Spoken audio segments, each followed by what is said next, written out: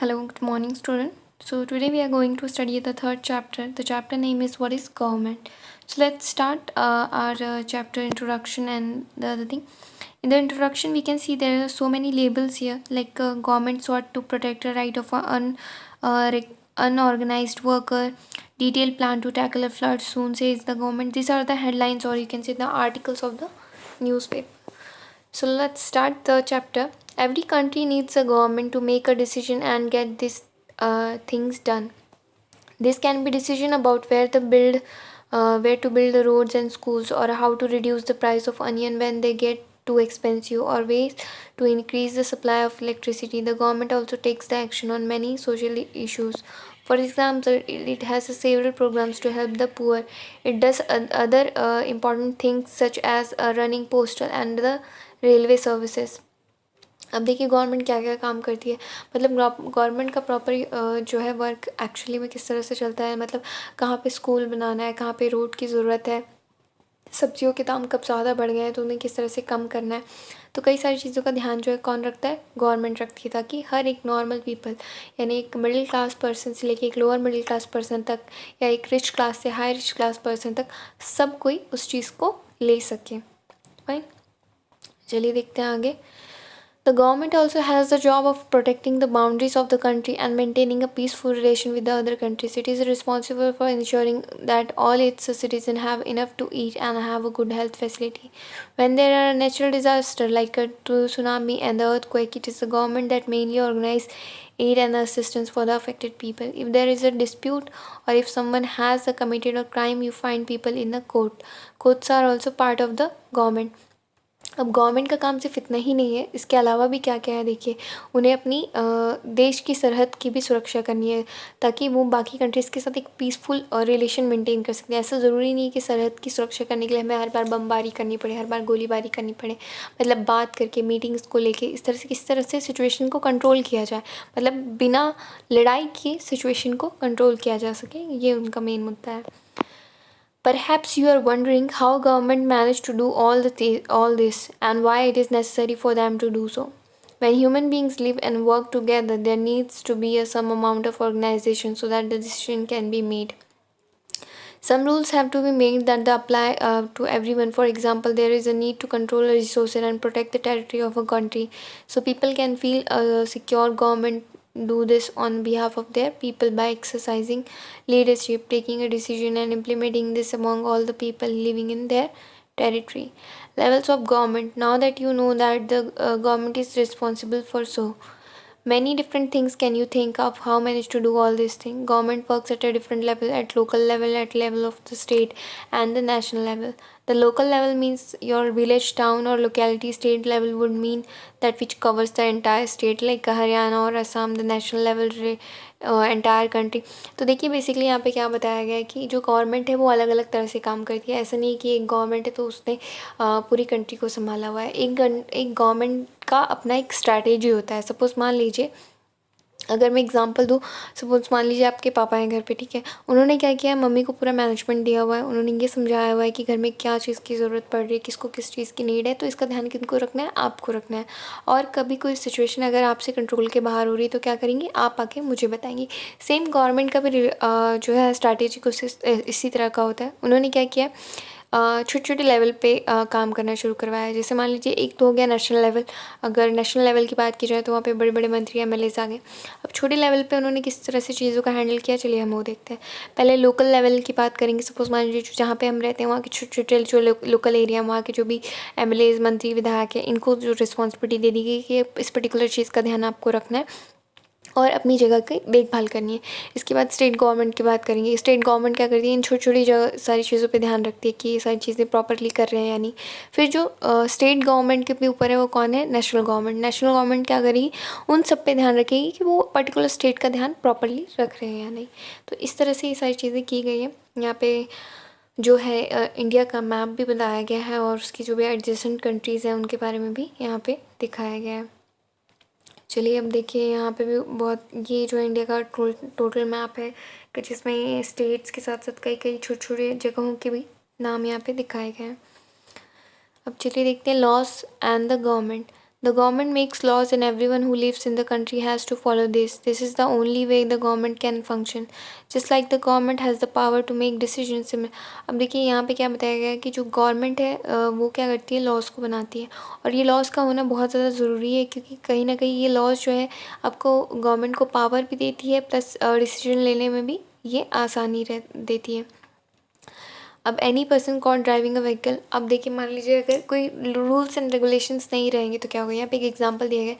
Suppose मान लीजिए आपको बोला गया है कि जब तक आप 18 साल के नहीं हो जाते आप गाड़ी नहीं चला सकते हैं, फाइन।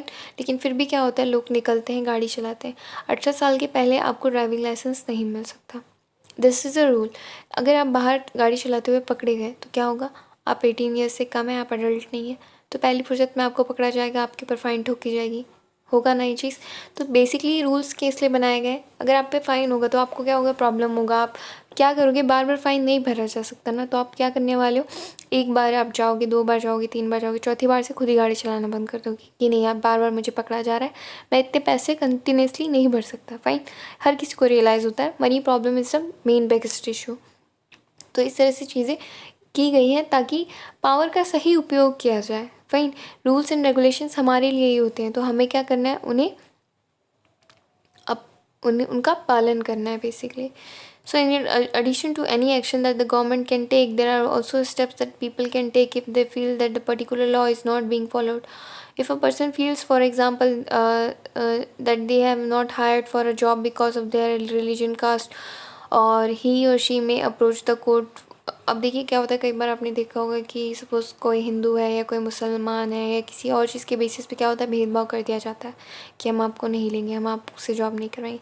तो इस के भेदभाव के चक्कर में क्या हो सकता है, वो इंसान जाके कोर्ट में केस कर सकता है कि मुझे इस बेसिस पे जज करके मुझे जॉब की चीज़ से क्या किया गया है, वंचित रखा गया है।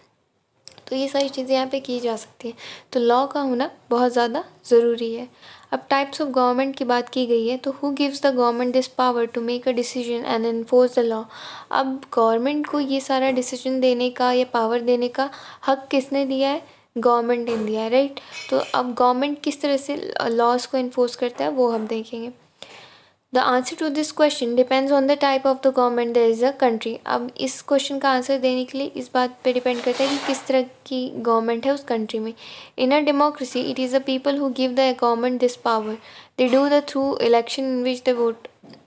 अब डेमोक्रेसी की यहाँ पे बात की गई है, तो यहाँ पे डेमोक्रेसी का मतलब ये है कि गवर्नमेंट किस तरह की, राइट। तो गवर्नमेंट इस तरह की कि हम अपनी गवर्नमेंट को खुद चुनते हैं। यानी आपने देखा होगा जो भी हमारे एरिया में जब भी कभी क्या होता है, इलेक्शन होता है, तो क्या करते हैं, हम एक पर्टिकुलर पर्सन को वोट देते हैं ताकि वो पर्सन जीते, तो वो हमारा काम कर सके, या हम मतलब हम खुद से क्या कर रहे हैं, इलेक्ट कर रहे हैं। तो ये डेमोक्रेसी है। Another form of a government is a monarchy. The monarch, king or queen, has the power to make a decision and run the government. The monarch may have a small group of people or discuss matters with, but the final decision-making power remains with the monarch. Unlike in a democracy, kings and queens do not have to explain their actions or defend the decision they take. अभी तक हम बात कर रहे थे democracy की, अब हम बात करेंगे मोनार्क की। अब मोनार्क में क्या होता है, बेसिकली देखो जो किंग और क्वीन होता है उनका ही राज चलता है। तो बेसिकली क्या होता है, ये लोग जो डिसीजन ले लिए इन पे आप जाके क्वेश्चन नहीं कर सकते कि आपने जो डिसीजन लिया है ये गलत है या सही है, मतलब आप उनको काउंटर क्वेश्चन नहीं कर सकते उस चीज़ का, राइट। तो ये इस तरह का जो गवर्नमेंट रन होती है इसे हम मोनार्क कहेंगे। अब चलिए हम देखते हैं आगे, democratic government.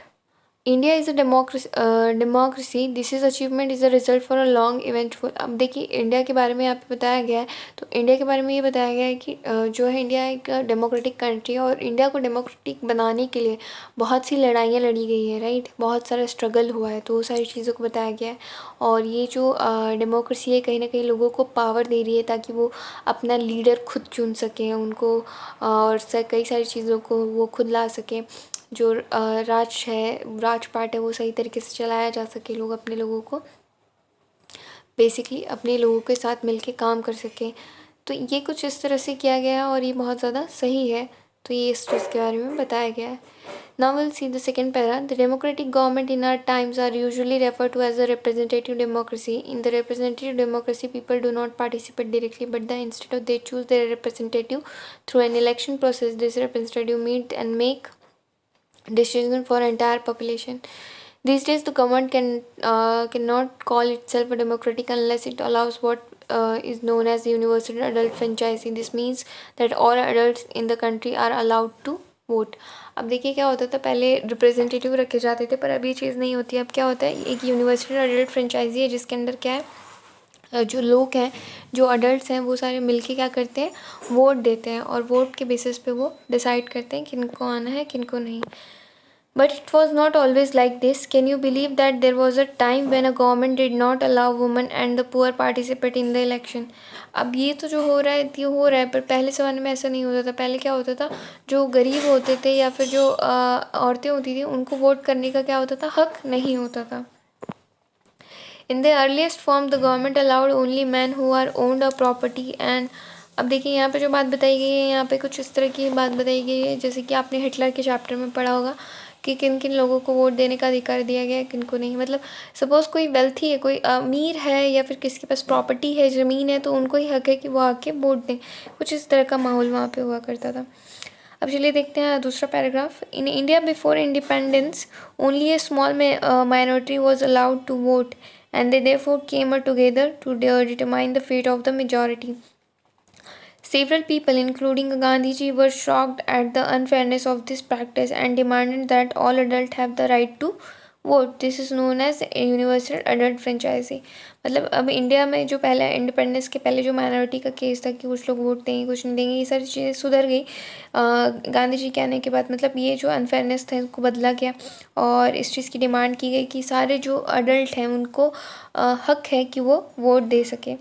Writing in the journal A Young India in 1931, the Gandhiji said, I cannot possibly bear the idea that man who has got a wealth should get the vote, but a man who has got a character but no wealth or literacy should have no vote.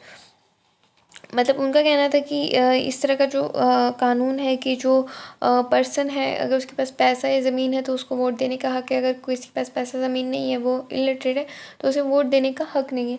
तो ये तरह की चीज़ जो है ये वो नहीं मानना चाहते थे. मतलब ये गलत है उनके हिसाब से, उनका ये कहना था. तो अब देखिए चैप्टर जो है यहाँ पे ख़त्म हो गया है. मैं एक बार फिर से इसे थोड़ा सा जो है मतलब मैं एक्सप्लेन कर देती हूँ. मतलब जो ये चीज़ जिस तरह की थी इसे बेसिकली गांधी जी ख़त्म करना चाहते थे. मतलब वेल्थ के ऊपर या फिर ज़मीन जायदाद प्रॉपर्टी के बेसिस पे जो हक मिलते थे कि आपके पास अगर ये है तो आपको वोट देना, ये चीज़ बेसिकली वो ख़त्म करना चाहते थे. तो यूनिवर्सल अडल्ट फ्रेंचाइजी ने यही किया. उन्होंने सारे अडल्ट को इक्वल राइट दिया है वोट करने का, भले ही वो गरीब हो या अमीर हो, उसके पास भी उतना ही हक है जितना एक गरीब के पास है, जितना कि एक अमीर के पास है. तो सभी कोई वोट्स के लिए क्या है, इक्वल है. डेमोक्रेसी कंट्री है तो हर कोई अपने हिसाब से वोट दे सकता है. तो ये चीज़ वहाँ पे गांधी जी ने बताई और ये चीज़ काफ़ी अच्छी हुई. आई होप ये चैप्टर आपको समझ में आ गया होगा. अगर कोई भी कन्फ्यूजन है तो आप मुझसे पूछ सकते हैं, और ये चैप्टर की वीडियो के साथ साथ ही मैं इसके आंसर्स भी अपलोड करूँगी ताकि आप सारे आंसर्स को लिख सकें अपनी कॉपी में. और मेक श्योर कि एग्ज़ाम के पहले आपकी सारी बुक्स जो हैं वो कंप्लीट हो जाएँ ताकि आप पेपर अच्छे से दे सकें. So now thank you for the day. I hope things are very clear with you, and if it's not, then please ask me again.